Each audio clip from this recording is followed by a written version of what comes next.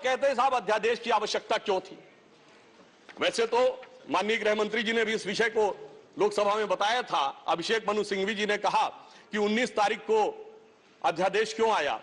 शायद उन्हें ध्यान हो कि दिल्ली सरकार में जैसे ही चंद दिनों में ताकत मिली तो सबसे पहले किन फाइलों के बारे में, सतर्कता के साथ सतर्कता विभाग की फाइलों के बारे में कार्रवाई की गई।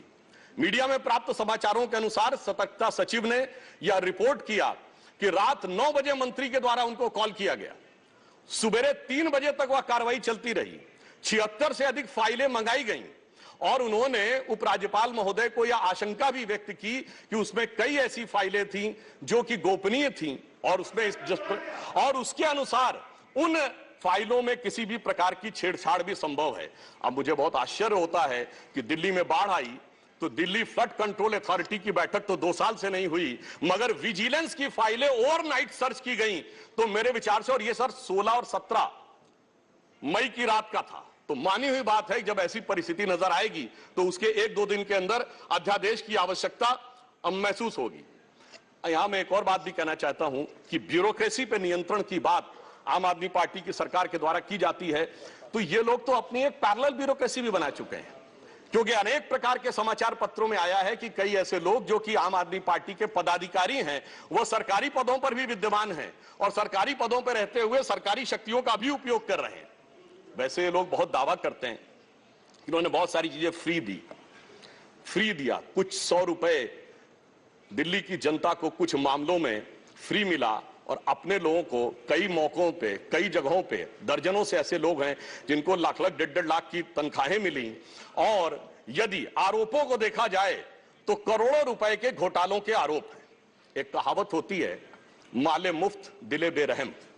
तो मैं कहना चाहूंगा इनकी तो स्थिति यह है कि माले मुफ्त दिले बेरहम, दिल्ली पे सितम और करोड़ों हजम। अब एक और बात जो ब्यूरोक्रेसी के नियंत्रण की बात है, तो मैं ध्यान दिलाना चाहता हूं, इस दिल्ली प्रदेश में एकमात्र ऐसा प्रकरण हुआ जो पूरे देश के इतिहास में बहुत विचित्र था कि दिल्ली के मुख्य सचिव ने दिल्ली के मुख्यमंत्री आवास के अंदर अपने साथ मैन हैंडलिंग का आरोप लगाया। मेरे विचार से पूरे भारत के इतिहास में ऐसा कोई उदाहरण नहीं होगा कि इस प्रकार की बात, इस प्रकार का आरोप लगा हो और वह भी मुख्यमंत्री की उपस्थिति में लगा हो। यह दर्शाता है कि ब्यूरोक्रेसी को नियंत्रण करने की जो छटपटाहट है उसमें वास्तविकता में वो फितरत क्या है। और मैं एक टेक्निकल पॉइंट कहना चाहता हूं, दिल्ली का कोई स्टेट कैडर नहीं है, जैसे राज्यों का कैडर होता है तो राज्य का मुख्यमंत्री उस कैडर को नियंत्रित करता है। जो आईएएस और आईपीएस अधिकारी होते हैं वो यूनियन टेरिटरी कैडर में आते हैं। जब वो सारे राज्यों में, सारी केंद्र शासित राज्यों में उनका स्थानांतरण हो सकता है, तो मैं आपके माध्यम से विपक्ष से पूछना चाहता हूं कि यदि दिल्ली के एक अधिकारी का ट्रांसफर गोवा होना है और दिल्ली के सीएम की उस पर एब्सोल्यूट अथॉरिटी होगी तो यह कैसे संभव हो सकता है। इसलिए यह आवश्यक है कि इस विषय के ऊपर केंद्र सरकार की शक्तियां परिभाषित हो। अब एक दूसरी बात भी है, दिल्ली में स्टेट कैडर भी नहीं है, यानी जैसे स्टेट पब्लिक सर्विस कमीशन होता है और राज्य के कैडर होते हैं, तो यहां भी दानिश कैडर है, यानी दानिश कैडर में भी 3-4 यूनियन टेरिटरी आती हैं, दमन दीव और अन्य। अब दानिश कैडर के एक अधिकारी की जरूरत यदि अंडमान में या दमन दीव में भी होगी और दिल्ली का मुख्यमंत्री यह तय करेगा, तो क्या यह संवैधानिक दृष्टि से उचित है। इसलिए मैं कहना चाहता हूं कि माननीय गृह मंत्री जी ने जो यह विषय रखा है वो पूरी तरीके से उचित है। अब दुरुपयोग की बात, मैं एक और बात कहना चाहता हूं, इनकी वास्तविक मंशा क्या थी। दिल्ली में एक जनरल फाइनेंशियल रूल 2019 है जो ये कहता है कि 10 करोड़ रुपए से अधिक का अगर किसी भी प्रकार का व्यय होगा तो वह मंत्री की शक्ति से बाहर होगा और वह एलजी के पास जाएगा। महोदय, इनके मुख्यमंत्री जी का जो मकान या वजीर आला का अजीमुशान महल बनाने के लिए जो बिल बने साहब, वो पूरे उसके एक साथ नहीं बने। 10 करोड़ से कम के 8.5, 8, 7.5, 9 करोड़ रुपए के डिफरेंट बिल बने और एक मद ऐसा है जिसमें कि मुख्यमंत्री कार्यालय के कर्मचारियों के लिए, महोदय जानते कितने का बिल बना? 9.99 करोड़, यानी 0.01 से कैसे बचा जा सकता है कि टेंडर न करना पड़े, मन मुताबिक खर्चे कर लिए जाएं। यह दर्शाता है कि नियमों के प्रति और ब्यूरोक्रेटिक नियमों के प्रति इनके मन में क्या आस्था है। और इतना ही नहीं, दिल्ली मेट्रो के लिए तो वृक्ष काटने की परमिशन वर्षों तक नहीं मिलती थी, मगर मुख्यमंत्री आवास के लिए वृक्ष काटने की परमिशन उनको मिल जाती थी। अब इसके साथ मैं एक और बात कहना चाहता हूं, एक नैतिकता सैद्धांतिकता का सवाल उठाया जाता है। तो मैं कोट करना चाहता हूं कि दिल्ली के मुख्यमंत्री जी ने, जिनका वो आलीशान शीश महल बना हुआ है, उन्होंने 27 अक्टूबर 2013 को शीला दीक्षित जी के विषय में लिखा था ट्वीट, और उनको मैं कोट कर रहा हूं। उन्होंने कहा कि दिल्ली की मुख्यमंत्री शीला दीक्षित जी के घर में 10 एसी लगे हैं, मैंने तो सुना है कि बाथरूम में भी एसी लगे हैं, कौन भरता है इस एसी का बिल? और आगे वो कहते हैं, मेरा तो कलेजा कांप उठता है ये सोचकर कि दिल्ली की 40% जनता झुग्गियों में रहती है, तो कोई मुख्यमंत्री ऐसे आलीशान घर में कैसे रह सकता है। मैं कहना चाहता हूं, देखिए केजरीवाल जी का कलेजा कापा हो या ना कापा हो, रूह कापी हो ना कापी हो, रूह है क्या है, किसकी रूह है, उस पर मैं टिप्पणी नहीं करना चाहता, मगर मैं एक बात जरूर कहना चाहता हूं कि शीला दीक्षित जी जहां भी होंगी उनकी रूह को बहुत तकलीफ हो रही होगी कि जब उनके ऊपर ऐसी बातें करने वालों के साथ वो सारे लोग आज आकर खड़े हुए होंगे। वैसे महोदय, उनके घर में 10 एसी थे, यहां तो 15 टॉयलेट भी हैं, और इतना ही नहीं, एक एक करोड़ रुपए के पर्दे भी लगे हुए हैं, और 1 करोड़ रुपए के पर्दे का एस्टीमेट है।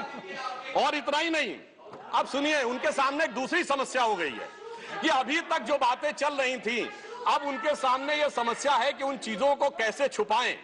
देखिए, मैं इनके लिए कहना चाहूंगा कि अब उनकी फितरत जग जाहिर हो चुकी है। तो आज आम आदमी पार्टी की स्थिति यह है कि अब जो चेहरे से जाहिर है छुपाएं कैसे, तेरी मर्जी के मुताबिक नजर आए कैसे। अब इस घर को सजाने का तसव्वुर हुआ बात की बात, अब तो मुश्किल है कि इस घर की हकीकत को छुपाएं कैसे।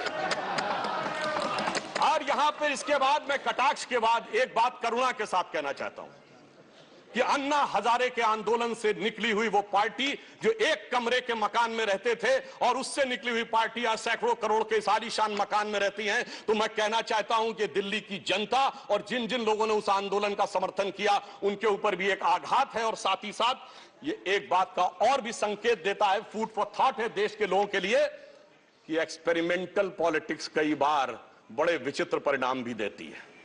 अब किसी नए नवेले प्रयोग को आजमाने का वक्त नहीं है, बल्कि आजमाए हुए मोदी जी के नेतृत्व को चमकाने का वक्त है। और बहुत से लोग ये कहते हैं, संवैधानिक नैतिकता का प्रश्न उठाते हैं कि अध्यादेश क्यों लाया गया। अध्यादेश के लाने का तात्कालिक कारण मैंने बता दिया, और वैसे मैं अपने विपक्ष के लोगों के सुलभ संज्ञान के लिए बता देना चाहता हूं कि इन लोगों ने कितनी बार अध्यादेश लाए हैं। नेहरू जी की सरकार में 70 बार, इंदिरा जी के जमाने में 77 बार, राजीव जी के समय में 35 बार, नरसिम्हा राव जी के समय में 77 बार, मनमोहन सिंह जी के समय में 61 बार, और जो यूनाइटेड फ्रंट गवर्नमेंट बनी थी भाजपा विरोध में, उसमें 1.5 साल में 77 बार। तो मुझे लगता है अध्यादेश का विषय उठाने से पहले इस अंक गणित को भी देख लेना चाहिए। अब मैं एक और बात कहना चाहता हूं, जो संविधान की दुहाई देते हैं उनके लिए, ये तो वो लोग हैं सभापति महोदय जिनकी संविधान में क्या आस्था है। इन्होंने संसद के द्वारा पारित सीए कानून के खिलाफ विधानसभा में प्रस्ताव पारित कर दिया। यह संविधान का सम्मान है। और वो सिटीजनशिप अमेंडमेंट एक्ट था। नागरिकता का विषय तो पूर्ण राज्य का भी विषय नहीं हो सकता, और तो उसके बावजूद दिल्ली सरकार ने पारित कर दिया। तो इसका अर्थ हुआ कि ये जिस प्रकार के कार्य करते हैं उनका संविधान में कोई आस्था नहीं है। और अभिषेक मनु सिंघवी जी अभी कह रहे थे इलेक्टेड गवर्नमेंट, तो मैं याद दिलाना चाहता हूं, after the 72nd and 73rd constitutional amendment there are 3 tier of government, जिसमें एक म्युनिसिपल और जिला पंचायत, एक स्टेट और एक सेंटर। तो मान्यवर, ये तो राजीव गांधी जी लाए थे।